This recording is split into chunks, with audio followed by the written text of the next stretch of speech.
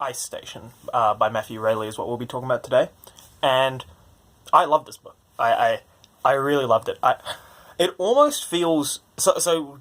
The premise of this book is basically there's some thing some craft that could possibly be alien that's discovered at an Antarctic station, and all these countries are trying to get their special forces there to secure the base and therefore secure this possible alien technology, and that's the premise, right? It's not very super well developed. It's not really super well explored, but you don't care. And the reason you don't care is because the action is stupendous. The action is amazing. The book... So the term non-stop action is sort of thrown around a bit. You know, you might see it on some fantasy book to quote, non-stop action, and you're like, oh yeah. This is literally non-stop action. As in, a team of Americans with your main character arrives at the station, and bam, it does not stop.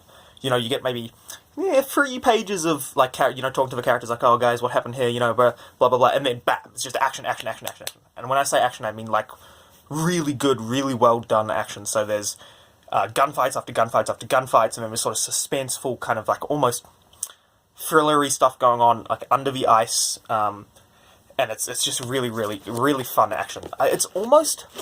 So, the action is fun and it's enjoyable, but it's also a little bit over the top. It's quite... there's a little bit of plot armor going on, people who possibly should be dead that aren't. It's almost kind of pulpy in that way, where it's just non-stop action with, real strong, massive action hero as your main character. And yet, it works. I found it really satisfying. This entire book, maybe at the very tiny little voice back in my mind is this doesn't make a lot of sense, but it still made enough sense that the massive amount of action was able to carry it, and the action's well written. The actual prose, page to page, I found quite satisfying. So, well written, non-stop, pacey action, along with a plot that's not so bad that it ruins the story. I thought this was a really good book. And there is some character that goes on. So your main character, Scarecrow, he's in other books as well, so there is some sort of character development that goes on throughout. It's not really a series. Oh, maybe it is a series.